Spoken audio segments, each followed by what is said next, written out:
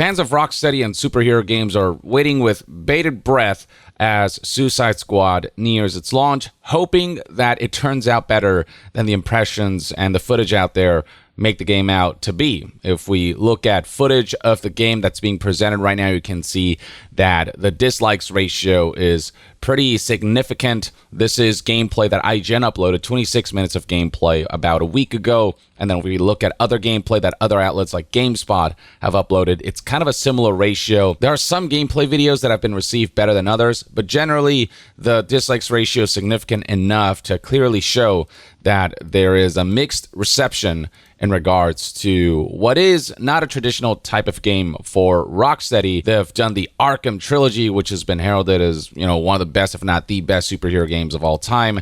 And then here we have Suicide Squad, which is essentially a looter shooter with a Suicide Squad coat of paint on top of it.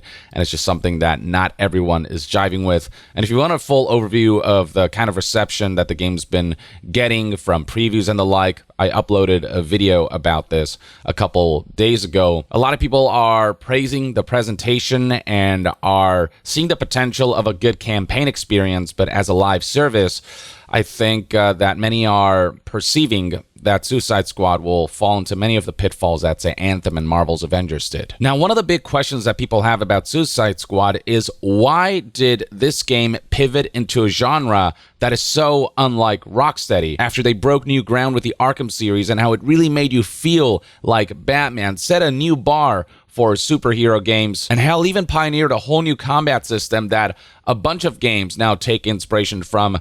After establishing such new trends with the Arkham trilogy, why did they decide to go with a live service? Like, whose mandate was this?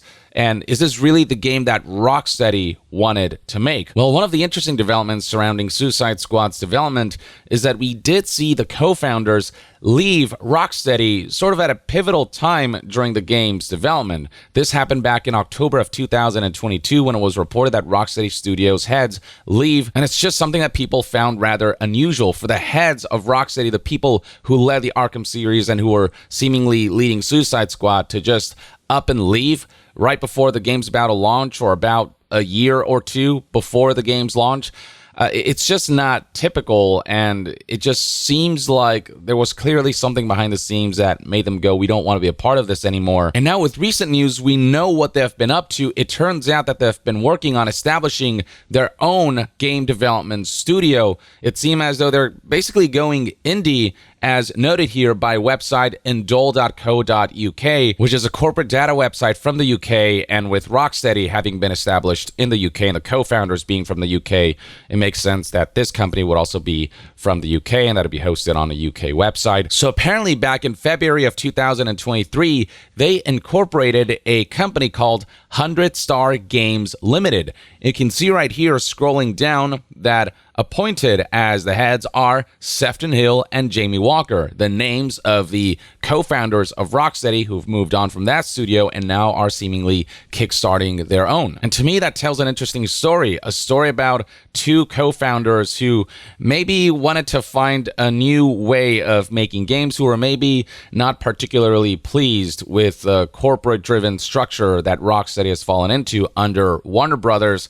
Is kind of the speculation that is out there. Now, before we delve further into the story, I'd like to talk to you about the sponsor of today's video, which I'm excited about, LG, makers of world-class televisions who are also aiming to enhance your gaming experience. So I've been buying and using LG TVs for many, many years. In fact, my main TV is literally an 83-inch LG OLED TV that I bought with my own money. But what I got here for you guys is the smaller cousin, the LG OLED Evo C3 42-inch, which is a nice and flexible size that allows it to be used as both part of an entertainment center as well as a desk setup for solo ventures. Gamers like myself in particular, I think, will especially appreciate this TV. The 4K OLED panel produces images that look really sharp with high pixel density and colors that pop thanks to true blacks that yield great contrast, and the implementation of Dolby Vision gaming paves the road for smooth HDR capabilities as well as fluid 120Hz gameplay for hardware and software that support the feature.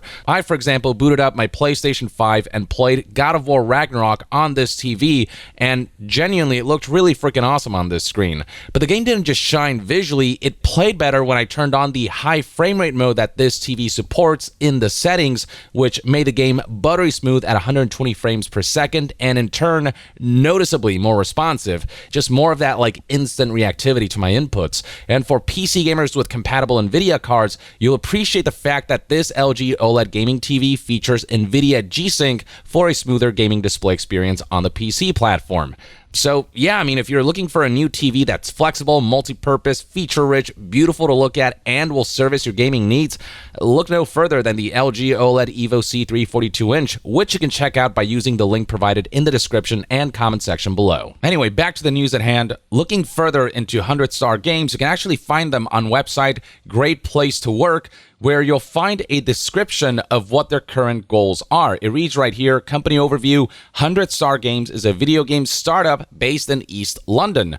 Our ethos is of creating a small team of only 100 industry veterans and emerging talents who are committed to crafting cutting-edge gaming experiences that inspire and captivate players worldwide. With innovation at our core, we're dedicated to pushing boundaries, embracing diversity, and fostering a vibrant gaming community. Our empowering company culture is unique to the industry, which encourages leadership at all levels, accountability, team support, vulnerability, and connection. So a team of 100 is by no means small per se, but it certainly isn't the thousands are involved in some of the highest budget AAA games out there, but it's still a good enough size for them to be able to make some pretty impressive looking and hopefully playing games. So right now, 100-Star Games seems to be in the hiring phase where they're trying to get to about 100 employees. As of right now, it seems as though the company size is sitting at 25 UK-based employees. And another interesting development about all of this is that some of those current employees are actually former Rocksteady developers. It seems as though 100-Star Games is,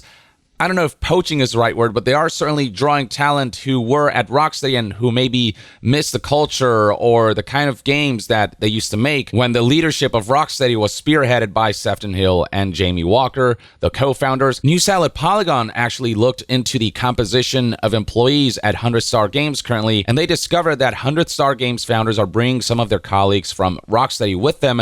A handful of lead developers and director-level ex-Rocksteady employees have left the Batman Arkham studio in recent months to join an unannounced studio, according to LinkedIn profiles Polygon has reviewed. While we don't have an official list of employees working at 100-Star Games, the timing of certain Rocksteady employees leaving as 100-Star Games is established is certainly an interesting coincidence, huh? It makes sense if the unannounced studio that these former Rocksteady employees have joined is 100-Star Games, because officially that studio has not been announced yet. It's just something that people found looking at a corporate database. Now, when Jamie Walker and Sefton Hill left Rocksteady, they tried to leave on a positive note. This is what they said in their letter after they announced their departure from Rocksteady. Now it's Suicide Squad in safe hands, and the team here is stronger than ever. It's time to hand over the reins and for us to start a new adventure together in games. Nathan and Darius have proved their passion and skill at Rocksteady over many years. They're veterans of our industry, and we know their commitment to Rocksteady and their talent and energy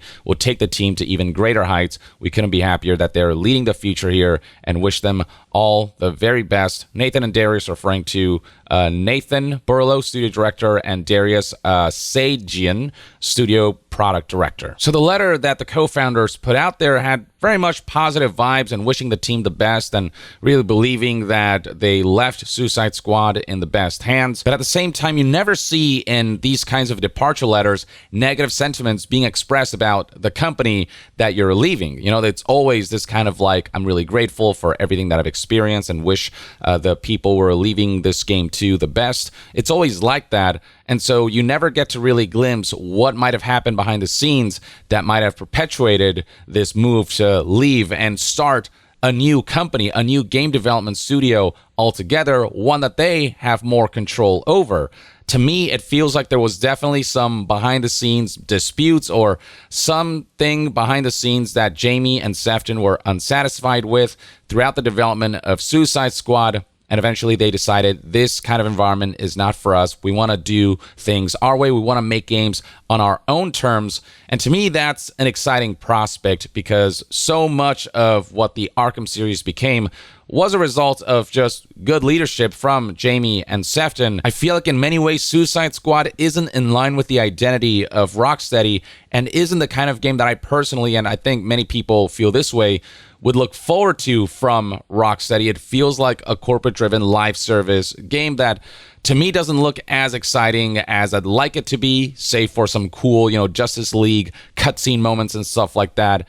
And so maybe Jamie Walker and Sefton Hill's new studio, maybe 100 Star Games here can be sort of a spiritual successor to Rocksteady, and we can see those kinds of games being made again under the leadership of the co-founders of Rocksteady, who have now decided to go independent. Maybe the spirit and heart of Rocksteady, or at least the Rocksteady we knew from the Arkham days, will live on through 100 Star Games, especially considering that former Rocksteady employees have decided to leave Rocksteady to join Sefton Hill and Jamie Walker.